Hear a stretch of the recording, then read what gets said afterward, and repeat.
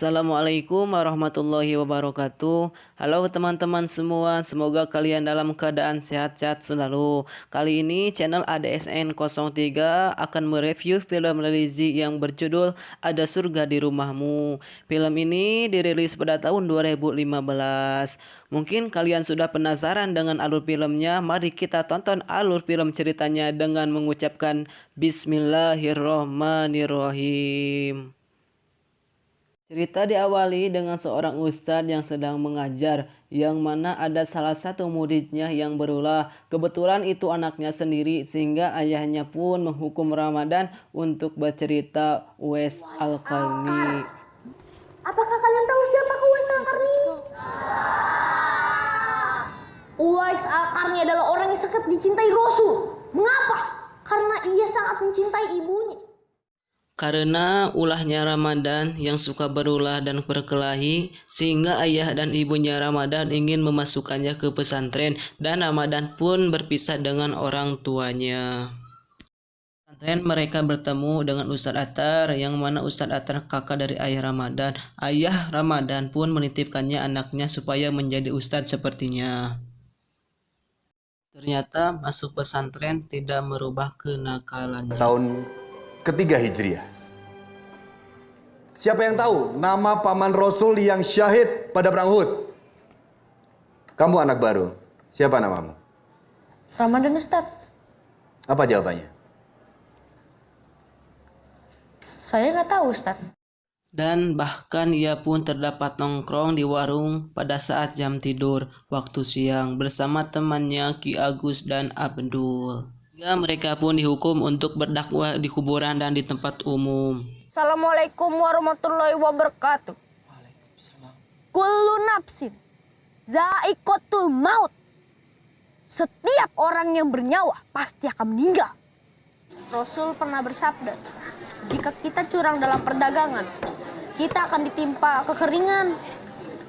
Makanya jangan suka mengurangi timbangan. Jagalah kepercayaan pembeli. Kepercayaan dicacat akan mencacatkan berkah. Pada suatu malam, Ustadz Attar mendatangi kamar-kamar para santri dan mendapati Pak Ramadan dan teman-temannya tidak ada di kamar.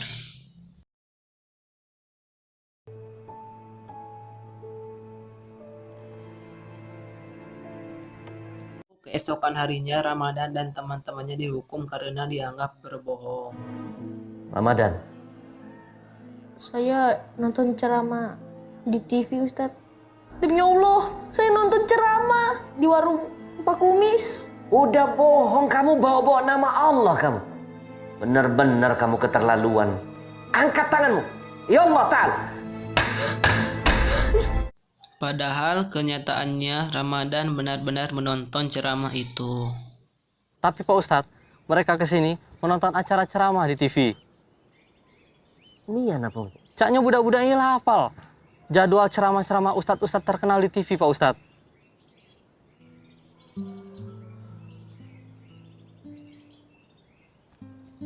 Hingga Ustadz Attar menyuruh untuk memukul balik. Ramadan, Apa ya? ambil mistar ini nak. Pegang dengan tanganmu nak. Kau pegang kuat-kuat mistar ini nak. Kau pukul Abuya nak. Kau pukul Abuya sekarang. Sekarang nak. Sekarang nak.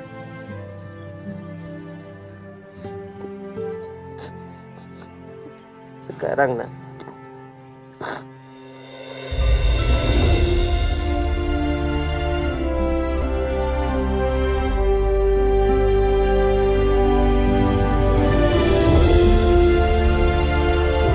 Sepuluh tahun kemudian, Ramadan menjadi guru ngaji. Cintailah orang yang memiliki ilmu, yaitu yang kedua adalah cintai kedua orang tua kita. Dan ditemani oleh kedua temannya yaitu Ki Agus dan Abdul. Ay, kau ini tegonian. Madai aku makan rumput. Suatu hari Ramadan pun pulang ke rumah untuk melepas kerinduan kepada ayah dan ibunya. Kebetulan bertemu dengan Naila. Dan Naila pun diajak jalan-jalan oleh Ramadan dan Ramadan bercerita tentang ibunya kepada Naila. Scene kemudian beralih, saat itu ada syuting film laga di pesantren tempatnya Ramadan bekerja. Kalian gak usah memperebutkan aku karena aku gak mungkin memilih di antara kalian berdua. Apa? Ia pun bertemu dengan artis figuran itu yang bernama Kirana. Kemudian salah satu kru itu menawari Ramadan untuk testing film Raga dan Ramadan pun pergi bersama temannya ke Jakarta.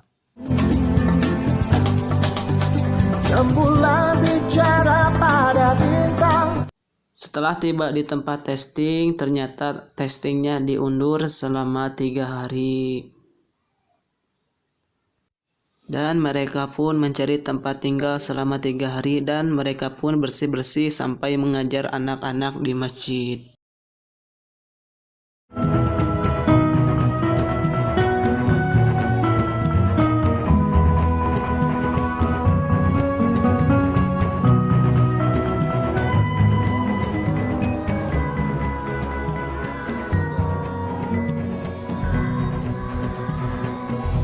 Ramadan pun menelepon ayahnya untuk menanyakan keadaan keluarganya. Namun Ramadan merasakan firasat tidak enak tentang keluarganya. Umi, Jangan ngomong aku sakit lah. Aku udah galak buat dia cemas. Umi sehat, nak. Kemudian Ramadan bermimpi tentang firasat buruk tentang keluarganya.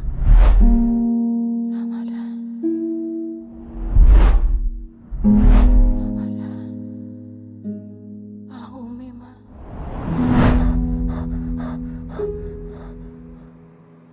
Dan Ramadan pun pulang membatalkan testingnya. Tunggulah, Ma. Tanggung. Kita udah jauh sampai sini. Aku pulang, Gus. Ya. Setelah sampai di rumahnya, Ramadan pergi langsung ke kamar uminya untuk memeluknya.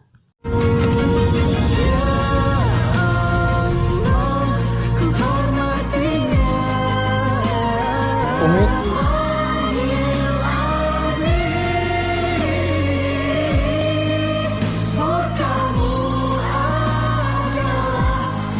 Dan scene berlanjut, Ramadan diminta Ustadz Attar untuk menggantikannya di rumah salah seorang pengusaha kaya raya karena saat itu Ustadz Attar sedang sakit. Kemudian Ramadan bertemu dengan Kirana. Kemudian Ibu Ramadan dimarahi oleh pelanggannya karena bajunya rusak. Aku punya duit sedikit. Aku ganti bayo. Ganti. Kamu yang duit ini nih.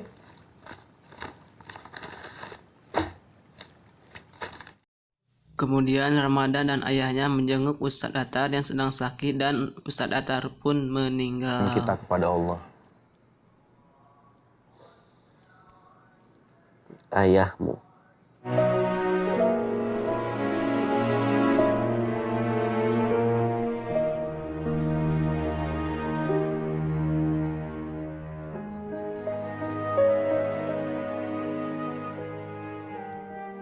Kau tahu siapa yang sudah mendonorkan ginjalnya kepadaku? Ayahmu, nak. Selama ini aku berpikir itu hanya hubungan antara seorang adik dan seorang kakak. Tapi subhanallah, ada sesuatu yang lebih dahsyat di balik itu, nak. Ayahmu berkorban untukmu, nak. Ayahmu berani mati demi membangun kebahagiaan untukmu. Ketika aku bertanya kepada ayahmu, berapa aku harus membayar ginjal ini? Ayahmu menangis sambil berkata, aku memang orang yang tidak punya uang. Aku memang orang miskin. Aku hanya butuh doa buat anakku Ramadan. Ayahmu meminta agar aku selalu menyelipkan namamu di dalam doaku dan mau mendidikmu. Jangan sekali-kali kau kecewakan ayahmu. Jangan kau hancurkan hati dan perasaannya. Ma, Di suatu malam, ada yang menelepon kepada Ramadan, ternyata kru, dan Ramadan disuruh untuk berceramah di suatu TV, dan ibunya pun bangga dengannya. Umi, aku akan diliput ceramah di televisi, Umi. Alhamdulillah. Berkat doa Umi. Tak lama setelah itu, Kirana pun datang untuk menjenguk ibunya. Assalamualaikum. Waalaikumsalam. Umi, ini Kirana. Umi. Setelah itu, Naila cemburu dan menangis. Kalau kau memang cinta, ngapa tidak kau kata kau baik?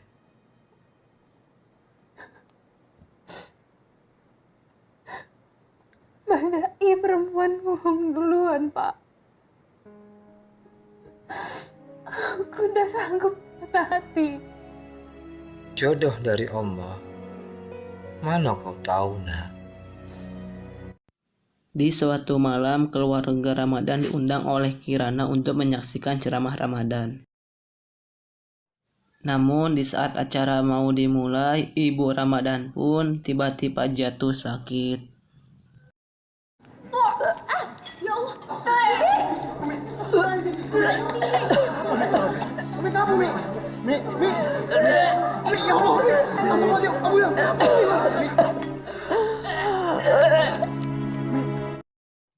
Dan ibu Kirana pun memarahi Kirana karena telah mengundang keluarganya Ramadan. itu siapa?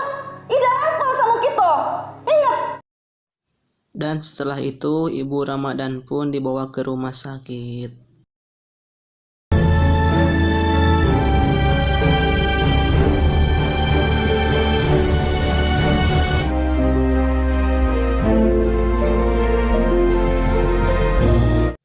Dan Ramadan pun menjual Vespanya.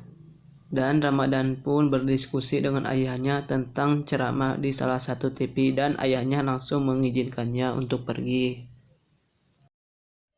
Dan semua orang bangga dengannya. Usaha yang begitu sukses. Karyawannya banyak dan hampir setiap tahun dia mengumrohkan. Saya katakan kepadanya, luar biasa ibadahmu. Dia bilang, saya mau masuk surga. Saya tersenyum dan tidak lama kemudian teleponnya berdering. Tapi dia tidak mengangkatnya.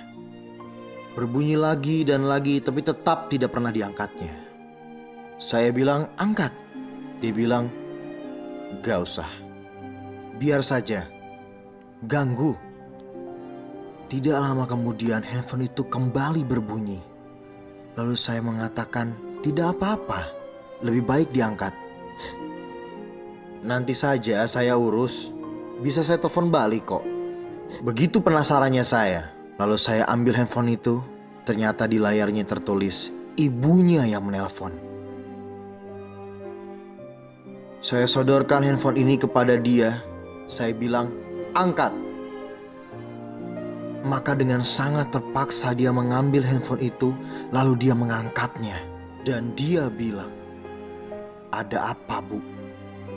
Ibunya mengatakan, nak, ibu rindu sama kamu. Ibu kangen. Datang ke rumah sebentar saja. Ibu mau bertemu kamu. Ibu mau melihat wajah kamu. Teman saya menjawab, bu, saya ini banyak urusan, saya sibuk. Saya banyak pekerjaan. Kapan-kapan lah saya datang ke rumah. Sekali-sekali temani ibu makan, nak. Teman saya berkata, iya nanti sajalah bu. Lalu dia mematikan handphone itu. Ketika saya sampai di rumah, malam tiba dan saya dikagetkan oleh sebuah telepon yang ternyata adalah dari teman saya yang bertemu tadi sore. Dia bicara dengan nada yang begitu keras dan pilu sampai saya tidak bisa mendengar dia bicara apa. Dan saya tanya, ada apa? Ibu saya meninggal dunia. Para hadirin yang insya Allah dimuliakan Allah. Kita selalu mencari surga-surga yang jauh. Pergi haji berkali-kali. Memberi makan anak yatim begitu banyak. Amal begitu murah hati. puasa Senin Kamis setiap minggu, tapi kita lupa surga kita yang begitu dekat, begitu mudah kita dapatkan, kita lupakan. Surga tersebut ada di rumah kita. Surga yang paling mudah dan paling cepat kita dapatkan adalah orang tua kita. Di akhir cerita, Ramadan pun berduaan dengan Naila di tepi sungai Musi. Film ini mengajarkan kepada kita tidak akan ada surga tanpa keridhaan dari seorang ibu. Meski aku tak pernah tahu